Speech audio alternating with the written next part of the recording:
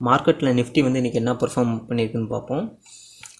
Positive bias தாங்க, ஆனால் வந்து பார்த்தீங்கன்னா கேண்டில் மட்டும் நெகட்டிவ். இதுக்கு ரீசன் என்னென்னு பார்த்தீங்கன்னா, இன்றைக்கி வந்து எக்ஸ்பைரிங்க. நிஃப்டிக்கு வந்து பார்த்திங்கன்னா எவ்ரி வீக் அண்ட் மந்த் வந்து பார்த்தீங்கன்னா வியாழக்கிழமை எக்ஸ்பைரி. ஸோ பேங்க் நிஃப்டிக்கு மட்டும் புதன்கிழமை எக்ஸி வரும், லாஸ்ட் எக்ஸ்பைரி மட்டும் வியாழக்கிழமை நிஃப்டியோட ஒன்றா சேர்ந்து வரும். ஸோ அதனால் வந்து பார்த்திங்கன்னா இன்றைக்கி நிஃப்டியோட எக்ஸ்பைரி இந்த நம்ம ஆல்ரெடி சொல்லியிருந்தோம், இந்த 500க்குள்ளே தான் வந்து பார்த்தீங்கன்னா முடிப்பான் அந்த எக்ஸ்பைரி, அதுக்கு மேலே போக மாட்டான்னு சொல்லியிருந்தோம். ஸோ சேம் அதே தாங்க, ஒரு 20 வரைக்கும் வந்திருக்கான். ஸோ ஆனால் முடித்தது வந்து பார்த்திங்கன்னா 500 வந்து கொண்டு போயிருப்பான். 500 இது கால் 0 கொண்டு போயிருப்பானுங்க. இன்றைக்கி நான் வெளியில் போயிட்டேங்க, ஸோ நான் இல்லை, அதனால தான் நான் எந்த ஒரு என்ட்ரி இன்றைக்கி எடுத்துக்கலைங்க. ஸோ பார்த்தீங்கன்னா பாருங்கள், 500 கால் புட்டு ரெண்டுமே 0 கொண்டு போயிட்டானுங்க. இதோ 6 ரூபாய்க்கு கொண்டு வந்துட்டானுங்க. ஸோ அதான் ரீசன், அதான் இந்த ஆப்ஷன்ஸ் வந்து 0 கொண்டு போயிட்டானுங்க. ஆனால் மார்க்கெட் வந்து பார்த்திங்கன்னா பாசிட்டிவ் சைடு தாங்க இன்னும் மூவ் ஆகிட்டுருக்கு. ஸோ 23,000 டார்கெட்டுங்க. ஸோ நெக்ஸ்ட் வீக்கில் அடிக்குன்னு பார்க்குறோம். அது வந்து நாளைக்கு லீவ் இருக்குது, ஹாலிடே. ஸோ நம்ம மார்க்கெட் ஹாலிடே. ஸோ மண்டே அதோட ரிஃப்ளெக்ஷன் வந்து மண்டே காமிக்கும். ஸோ பார்ப்போங்க. ஆனால் பாசிட்டிவ் பயாஸ் மாதிரி தான் தெரியுது. ஸோ அது என்னென்னு யூஎஸ் மார்க்கெட்லாம் எப்படி இதாக இருக்குதுன்னு பார்த்து, யூஎஸ் மார்க்கெட்டும் ஓரளவுக்கு சப்போர்ட் ரீஜனில் தாங்க இருக்குது. பார்ப்போங்க இந்த வீக்லி க்ளோசிங் எப்படி வருதுன்னு பார்ப்போம் யூஎஸ் மார்க்கெட்டில். ரெண்டும் ஓரளவுக்கு நல்லா தாங்க இருக்குது, அப்படியே ரெக்கவரி ஆகுது. ஸோ பரவாயில்ல. பேங்க் நிஃப்டி வந்து பார்த்திங்கன்னா, பேங்க் நிஃப்டி வந்து ஜஸ்ட் ஒரு கேண்டில் மட்டும் நெகட்டிவ்ங்க. ஆனால் ஜஸ்ட் இது 1 டே கேண்டில் தான். ஸோ இதெல்லாம் ஒன்று, ஆனால் ட்ரெண்டு வந்து ஓவரால் வந்து அப் ட்ரெண்டு தாங்க. ஸோ இவன் வந்து நம்ம சொல்லியிருந்தோம்லங்க, இந்த லெவல் வந்து ரெசிஸ்டன்ஸாக இருக்குன்னு சொல்லியிருந்தோம்ல, 300 to 600ங்க இந்த லெவல் ரெசிஸ்டன்ஸாக இருக்குன்னு சொல்லியிருந்தோம். ஸோ அவன் வந்து பார்த்திங்கன்னா ஜஸ்ட்டு ஒரு 175 வந்து பார்த்திங்கன்னா அவன் வந்து ஜஸ்ட் இங்கேயே ஒரு ரெசிஸ்டன்ஸ் எடுக்கிறான். ஸோ இதுவெல்லாம் ஒன்றும் பெரிய இது இல்லைங்க. இது வந்து பார்த்திங்கன்னா இது ஜஸ்ட் அப்படி தாங்க வரும். அதாவது பார்த்தீங்கன்னா இதெல்லாம் பேனிக்கில் வேணால் செல் பண்ணுறவங்க செல் பண்ணிடுவாங்க இந்த ரீட்டைல் ட்ரேடர்ஸ்லாம். ஆனால் பார்த்தீங்கன்னா அவங்க வருவாங்க திரும்ப, மேபி மண்டே கூட வர்றதுக்கு வாய்ப்புகள் இருக்குது. இந்த லெவலுங்க 48,600. ஸோ நெக்ஸ்ட் வீக்கில் இது 50,000 தொடுன்னு நினைக்கிறேன். ஸோ அது என்ன பர்ஃபார்ம் பண்ணுதுன்னு பார்ப்போம். ஏன்னா market overall trend pulleys. VIX வந்து பார்த்திங்கன்னா விக்ஸ் இன்றைக்கி ரொம்பவும் கீழே வந்துருச்சுங்க, 13 ரூபாய்க்கு வந்துருச்சு. ஸோ இந்த லெவல் சப்போர்ட் எடுக்குன்னு நினைக்கிறேன். விக்ஸு 12 ரூபாய்க்கு கிட்டத்தட்ட. பார்ப்போங்க மண்டே தான் இது தெரியும் என்னென்னு. யூஎஸ் மார்க்கெட்லேயே அதே மாதிரி தான், விக்ஸு கொஞ்சம் டவுன் ஆகிட்டு தாங்க இருக்குது. ஸோ பார்ப்போங்க, நான் வீக்லி க்ளோசிங் யூஎஸ் மார்க்கெட்டில் எப்படி வருதுன்னு பார்ப்போம், நம்மளோட ஃபியூச்சர்ஸ் எப்படி இருக்குன்னு பார்ப்போம். அப்புறம் நம்ம சப்ஸ்கிரைபர் ஒருத்தர் வந்து பார்த்திங்கன்னா அந்த மாதிரி கேட்டிருந்தார், பஜாஜ் ஆட்டோவை பற்றி சொல்லுங்கள் அப்படின்னு கமெண்ட்டில்.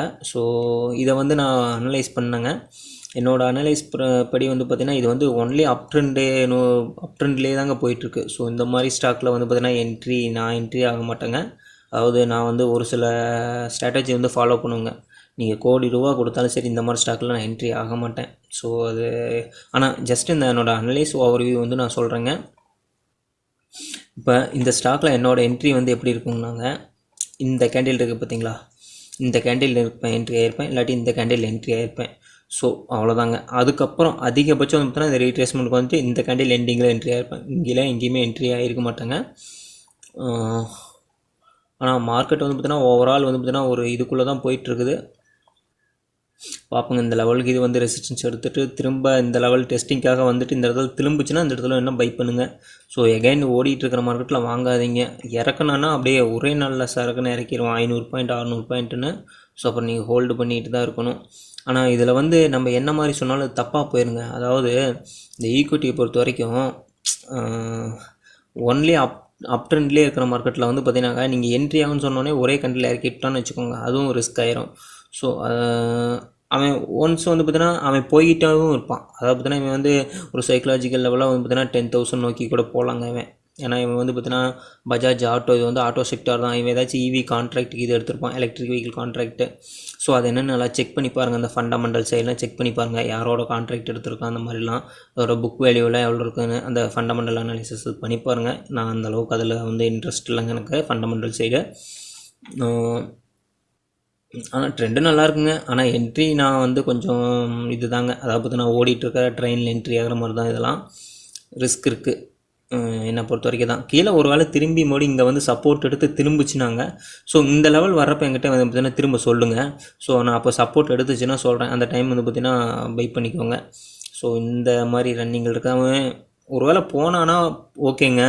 போகாமல் வந்து பார்த்தீங்கன்னா சல்லுன்னு இறங்கிட்டானே வச்சுக்கோங்க. ஸோ அப்புறம் சொல்லி ரொம்ப வருஷத்துக்கு அப்புறம் நீங்கள் வருஷக்கணக்கில் ஹோல்டு பண்ணுற மாதிரி ஆயிருங்க. வருஷக்கணக்கு ஆமாம்.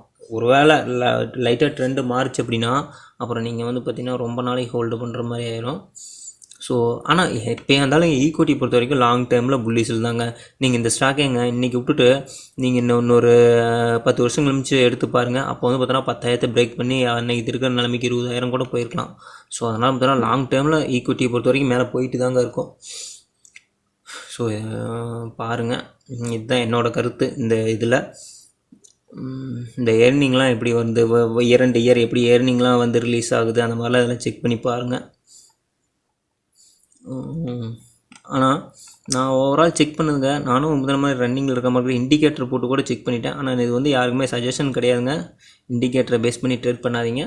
ஸோ ஜஸ்ட் இது வந்து பார்த்தீங்கன்னா இதில் வந்து கன்வர்ஜென்ஸ் டைவர்ஜென்ஸ்னு சொல்லிட்டு ஒரு 2 ஆப்ஷன் இருக்குங்க. அந்த மாதிரி வந்து பார்த்தீங்கன்னாங்க. ஸோ இதில் வந்து பாருங்கள் மார்க்கெட் ஏறுது. ஆனால் வந்து பார்த்தீங்கன்னா ஆர்எஸ்ஐ இது வந்து ஆர்எஸ்ஐன்னு சொல்லுவாங்க இண்டிகேட்டரை. ஸோ இது வந்து ஹையர் ஹை போகலை. ஸோ கீழே லோயர் லோ டைவர்ஜென்ஸ் ஆகிட்டு இருக்குங்க. ஸோ இன்சைடில் வந்து பார்த்திங்கன்னா மார்க்கெட் கூடிய சீக்கிரத்தில் கொஞ்ச நாளில் வந்து பார்த்திங்கன்னா லைட்டாக ஒரு செல்லிங் டிகர் ஆகலாம் அப்படிங்கிற மாதிரி ஆர்எஸ்ஐ காமிக்குது. ஆனால் இண்டிகேட்டர் காமிக்கிறது பார்த்தீங்கன்னா 100% இல்லைங்க. இதெல்லாம் வந்து பார்த்திங்கன்னா அது காமிக்குங்க, தவறாக கூட காமிக்கும் ஒரு சில டைம். ஸோ ஆனால் ஓவர் பாட்டில் தாங்க இருக்குது. ஸோ இதில் என்னோடய கருத்து வந்து கொஞ்சம் எதாவது ரீட்ரேஸ்மெண்ட் கொடுத்தா என்ட்ரி ஆகிக்கலாம், இப்படியே போய் என்ட்ரி ஆக வேண்டாம் அப்படிங்கிறத என்னோடய கருத்து. ஸோ அதை நீங்கள் பார்த்துக்கோங்க. ஸோ இந்த மாதிரி உங்களுக்கு வந்து பார்த்திங்கன்னா நிறைய பேர் வீடியோ பார்க்குறீங்க. அவங்களாம் மறக்காமல் வீடியோவுக்கு லைக் பண்ணுங்கள், கமெண்ட் பண்ணுங்கள். உங்கள் கமெண்ட்டில் வந்து பார்த்தீங்கன்னா உங்களுக்கு ஏதாச்சும் இண்டிவிஜுவல் ஸ்டாக் அனலைஸ் பண்ணி சொல்லணுன்னா கூட சொல்லுங்கள். எந்த ஸ்டாக் இருந்தாலும் அனலைஸ் பண்ணி சொல்கிறோம். ஸோ இந்த வீடியோ வந்து பார்த்தீங்கன்னா உங்களுக்கு யூஸ்ஃபுல்லாக இருந்துச்சுன்னா மறக்காமல் லைக் பண்ணுங்கள், கமெண்ட் பண்ணுங்கள், சேனலை சப்ஸ்கிரைப் பண்ணுங்கள்.